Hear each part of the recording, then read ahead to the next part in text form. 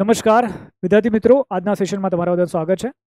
આજે મિત્રો તમને બધાને ખ્યાલ હશે કે હમણાં જ થોડા સમય પહેલા જે તલાટીની બરાબર તમારી પરીક્ષા છે તો એના માટે પ્રિલિમિનરી પરીક્ષાનો વિગતવાર અભ્યાસક્રમ છે તે જાહેર કરવામાં આવ્યો છે। બરાબર, તમારી આ જે પ્રિલિમિનરી પરીક્ષા એટલે કે જે પ્રથમ પરીક્ષા આવશે તો તેના માટેનો જે વિગતવાર અભ્યાસક્રમ છે જે નહોતો આપવામાં આવેલો તો હવે જાહેર કરી દેવામાં આવ્યો છે। તો આના અંગે આપણે જરા જોઈ લઈએ। આમ તો તમને એક ઝલકે કહી દઉં કે ભાઈ આ જે અભ્યાસક્રમ છે એ તમારું જો સીસીની બરાબર જે પરીક્ષા હતી બરાબર ગ્રુપ એ અને ગ્રુપ બી તો બસ એવો છે ભૈયા, રાઈટ। તો બીજું કંઈ આના અંદર કંઈ ચેન્જીસ કરેલા નથી। તો આપણે જોઈ લઈએ કે કયા સબ્જેક્ટની અંદર બરાબર શું શું અહીંયા આપવામાં આવ્યું છે તો આપણને વધારે ખ્યાલ આવે। ચલો તો નીચે જઈએ, આપણે નીચે વધીએ ભાઈ। તો જો સૌથી પહેલાં તો આપણે વાત કરીએ ગુજરાતી વિષયની પ્રિલિમિનરી પરીક્ષામાં જેના 20 ગુણ છે તો કયા કયા ટોપિક બરાબર આ લોકો પૂછવાના છે અહીંયા। તો રૂઢિપ્રયોગના અર્થ, ત્યારબાદ કહેવાનો અર્થ, કહેવતોનો અર્થ બરાબર એવો છે અહીંયા। સમાસ વિગ્રહ કરી તેને ઓળખાવો, છંદ છે, અલંકાર છે, શબ્દ સમૂહ માટે એક શબ્દ, જોડણી શુદ્ધિ, લેખન શુદ્ધિ અને ભાષા શુદ્ધિ, સંધિ જોડો કે છોડો, સમાનાર્થી શબ્દ અને વિરોધાર્થી શબ્દ। બરાબર છે, આટલા ટોપિક તમને ગુજરાતીમાં કીધા છે। આ બધા શબ્દ તમારા કયા છે ભાઈ? સીસીની જે અંદર તમારી જે બરાબર મુખ્ય પરીક્ષા હતી એના અંદર જે ગ્રુપ બી છે તો એના ટોપિક છે ભાઈ આ બધા। ચલો ત્યાર પછી આપણે વાત કરીએ ઇંગ્લિશની। તો ઇંગ્લિશ ભાઈ તમારું 20 માર્કનું છે। ઇંગ્લિશની અંદર ભાઈ ટેન્સીસ, એક્ટિવ વોઇસ અને passive voice, direct indirect, transformation of sentences, use of article અને determiners, use of adjective, preposition અને કન્જક્શન, વર્બ્સ અને એડવર્બ્સ, નાઉન્સ અને pronoun, use of idiomatic expression, synonym અને antonyms, one word substitution, affixes, word that causes confusion like homonyms અને homophones, right. ચલો next આપણે વાત કરીએ તો તે ટોપિક આપણને આનંદ જોવા મળે છે। ત્યારબાદ આપણે આગળ અહીંયા વાત કરીશું રાજ્ય વ્યવસ્થા, જાહેર વહીવટ અને અર્થશાસ્ત્ર, જે 30 માર્કનું છે। તો એના અંદર જે રાજ્ય વ્યવસ્થા, જાહેર વહીવટ છે તો એના અંદર કયા કયા ટોપિક આવશે તો એની આપણે ચર્ચા કરીએ। તો ભારતીય બંધારણ, ઉદ્ભવ, વિકાસ, લાક્ષણિકતાઓ, આમુખ, મૂળભૂત અધિકારો, ફરજો, માર્ગદર્શક સિદ્ધાંતો, અગત્યના બંધારણીય સુધારા, કટોકટીને લગતી મહત્વની જોગવાઈઓ। ટૂંકમાં જેણે પણ બરાબર સીસી ગ્રુપ એ અને બીની તૈયારી કરી છે ભાઈ એ લોકોને અહીંયા બરાબર લાડવા ખાવા મળશે। મતલબ કે ભાઈ એને એ જ સિલેબસ જોવા મળે છે તો તમને અહીંયા ફાયદો બરાબર રહેશે। ત્યારબાદ સંઘ અને રાજ્યના કાર્યો અને જવાબદારીઓ, સંસદ અને રાજ્ય વિધાન મંડળ, માળખું, કાર્ય, સત્તા અને વિશેષાધિકાર, સમવાય તંત્રને લગતી બાબતો। ત્યારબાદ ભાઈ ત્રીજા નંબરનો ટોપિક કે ભારતમાં ન્યાયપાલિકા, માળખું, કાર્યો, ન્યાયિક સમીક્ષા, જનહિત યાચિકા, બંધારણીય રીટ, બરાબર। ચોથા નંબર ઉપર બંધારણીય સંસ્થાઓ, સત્તાઓ, કાર્ય અને જવાબદારીઓ। પાંચમા નંબર ઉપર વૈધાનિક, નિયમનકારી અને અર્ધન્યાયિક સંસ્થાઓ। છઠ્ઠા નંબર ઉપર સ્થાનિક સરકાર। ત્યારબાદ સાતમા નંબરની વાત કરીએ તો શું કહે છે ભાઈ? કેન્દ્ર અને રાજ્ય સરકારની અગત્યની યોજનાઓ, નીતિઓ અને કાર્યક્રમો, જાહેર માહિતી અધિકાર એટલે કે આરટીઆઈ એક્ટ 2005, મહિલા અધિકાર, અનુસૂચિત જાતિ અને અનુસૂચિત જનજાતિનો અધિકાર, સુશાસન, ગુડ ગવર્નન્સ, બરાબર, શાસનમાં પારદર્શિતા, જવાબદેહિતા અને સંવેદનશીલતા। ત્યારબાદ અર્થશાસ્ત્રની આપણે વાત કરીએ તો જુઓ અર્થશાસ્ત્રમાં આપણને કઈ કયા ટોપિક આ લોકો કહી રહ્યા છે તો ભાઈ ભારતીય અર્થતંત્ર, સ્વતંત્રતા પૂર્વ અને સ્વતંત્રતા બાદનું ભારતીય અર્થતંત્ર, ભારતીય અર્થતંત્રમાં અત્યાર સુધી થયેલ વિવિધ સુધારાઓ, આયોજન પંચ અને નીતિ આયોગ, કૃષિ ક્ષેત્ર, મુખ્ય પાકો, સિંચાઈ પદ્ધતિ, કૃષિ ક્ષેત્ર સાથે સંકળાયેલ યોજનાઓ, કૃષિ ટેકનોલોજી, કૃષિ સાથે સંકળાયેલ ઔદ્યોગિક પ્રવૃત્તિઓ, શ્વેત ક્રાંતિ, હરિત ક્રાંતિ, જૈવિક ક્રાંતિ, ટકાઉ ખેતી, કૃષિ વિત્તીય નીતિ અને કૃષિ ઉત્પાદનોની ભાવ નીતિ, ખાદ્ય સુરક્ષા અને જાહેર વિતરણ। ત્યારબાદ ભારતના ઉદ્યોગો અને ઔદ્યોગિક નીતિઓ।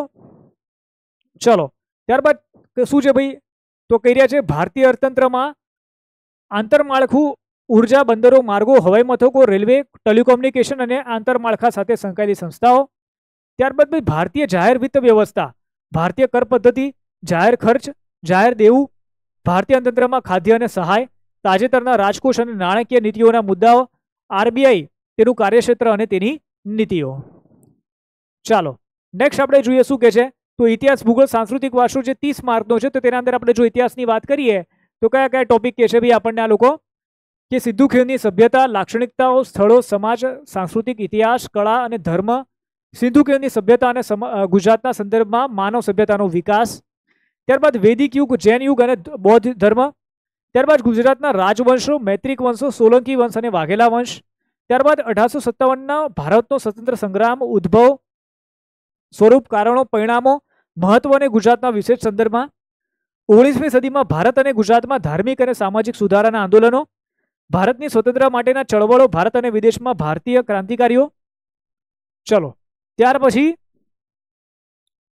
તો ભાઈ મહાત્મા ગાંધીજીને એકાદશી વ્રતો, બરાબર, 11 મહાવ્રતો, રચનાત્મક કાર્યક્રમ, હિન્દ સ્વરાજ, સ્વતંત્ર ચળવળ અને સ્વતંત્રતા પછીના એકીકરણમાં સરદાર પટેલની ભૂમિકા, મહાગુજરાત આંદોલન. બરાબર.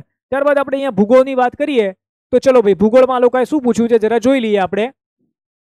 તો ભાઈ સામાન્ય ભૂગોળ કે ભાઈ સૂર્યમંડળના ભાગરૂપી પૃથ્વી, પૃથ્વીની ગતિ, સમય અને ઋતુનો વિભાવનાઓ, પૃથ્વીની આંતરિક સંરચના, મુખ્ય ભૂમિ સ્વરૂપો, વાતાવરણ અને આબોહવા, મહાસાગરો, દરિયાઈ અને ખંડીય સંસાધનો.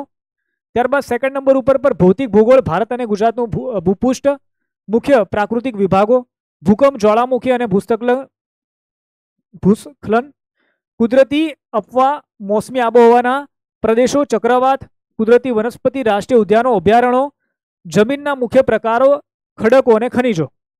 બરાબર. ચલો ત્યાર પછી આપણે વાત કરીએ ત્રીજા નંબર ઉપર શું આપણને કહી રહ્યા છે આ લોકો. તો ભાઈ ગુજરાતના સંદર્ભમાં સામાજિક ભૂગોળ, વસ્તુનું વિસ્તરણ, વસ્તી ઘનતા, વસ્તી વૃદ્ધિ, સ્ત્રી અને પુરુષ પ્રમાણ, સાક્ષરતા, વ્યવસાયિક સંચારણ. ત્યારબાદ અનુસૂચિત જાતિ અને અનુસૂચિત જનજાતિ વસ્તી. ચલો નેક્સ્ટ આપણે કહીએ તો ભાઈ શું કે છે આપણને સાંસ્કૃતિક વારસો. તો સાંસ્કૃતિક વારસોમાં શું શું છે ભાઈ? તો ભારત અને ગુજરાતનો સાંસ્કૃતિક વારસો, કળા સ્વરૂપો, સાહિત્ય, સંગીત, શિલ્પ અને સ્થાપત્ય, ગુજરાતના મેળા, ઉત્સવો, ખાણીપીણી, પોશાક અને પરંપરાઓ, ગુજરાતની લોકનાટ્ય કળા ભવાઈ, ગુજરાતની સાહિત્ય અને સાહિત્ય સંસ્થાઓ, ગુજરાતના સમગ્ર સંસ્થાનો અને પુસ્તકાલયો, ગુજરાતના તીર્થ સ્થળો અને પર્યટન સ્થળો. નેક્સ્ટ આપણે વાત કરીએ તો પર્યાવરણ વિજ્ઞાન અને ઇન્ફોર્મેશન ટેકનોલોજીની અહીંયા વાત કરી રહ્યા છે આ લોકો. તો ભાઈ પર્યાવરણ વિજ્ઞાન અને ઇન્ફોર્મેશન ટેકનોલોજી ભાઈ 30 માર્ક છે.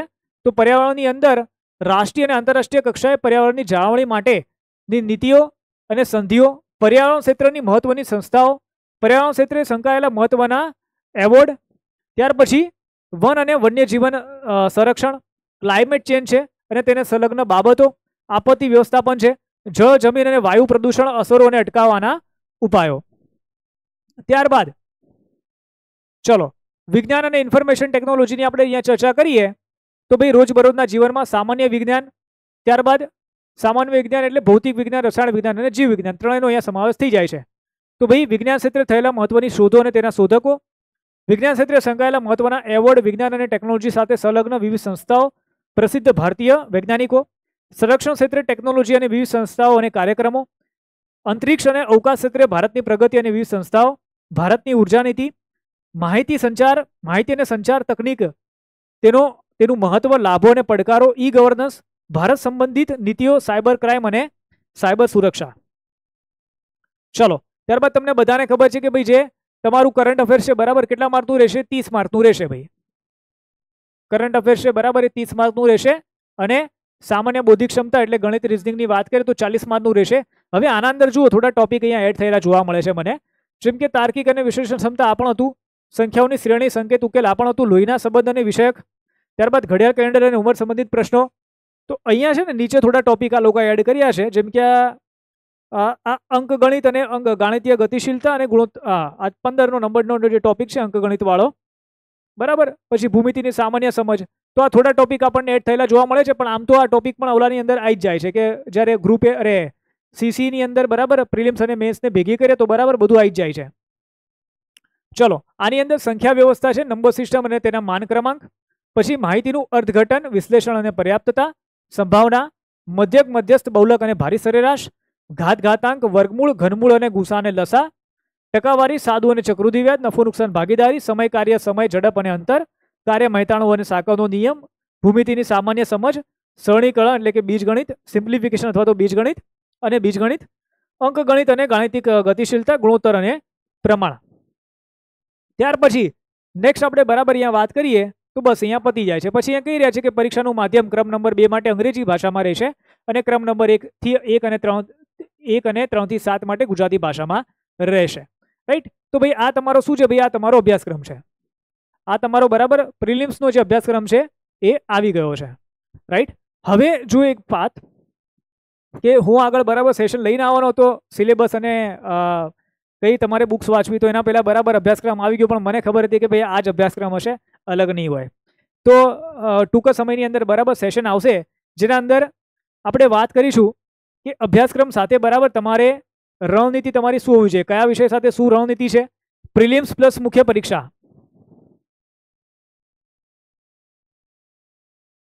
Right, prelims plus men's. તો આની તૈયારી બરાબર છે, આપણે કઈ રીતે કરીશું તેના અંગે બરાબર આપણે વાત કરીશું. અને ફ્રી ઈ બુક્સ, ફ્રી બરાબર છે બુક્સ, ભાઈ ક્યાંથી તમે ફ્રી બુક્સ મેળવી શકો છો, કઈ રીતે તમે ફ્રીમાં તૈયારી કરી શકો છો, તો તેના અંગે પણ બરાબર આપણે અહીંયા ચર્ચા છે તે કરીશું. અચ્છા, આના સાથે ખાસ વાત કે ભાઈ આપણે રેવન્યુ તલાટી માટેનો બરાબર કોર્સ લોન્ચ કરેલો છે જે તમને આપણી એપ્લિકેશન ઉપર મળી જશે. તો જો તમારે ખરીદી કરવી હોય એપ્લિકેશન ડાઉનલોડ કરી લો, બરાબર. મારા નામથી છે મયુર હેરાવ, તમને ડિસ્ક્રિપ્શન બોક્સમાં પણ એની લિંક મળી જશે. માત્ર 1000 રૂપિયાનો આ જે કોર્સ છે અને લાઈફ ટાઈમ બરાબર આની આપણે વેલિડિટી આપીએ છીએ, રાઈટ. અને પ્રિલિમ્સ પ્લસ મેન્સ બંને આપણે અહીંયા કવર કરીએ છીએ,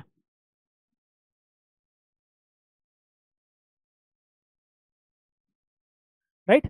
પ્રિલિમ્સ અને મેન્સ બંને આપણે અહીંયા કવર કરી રહ્યા છે.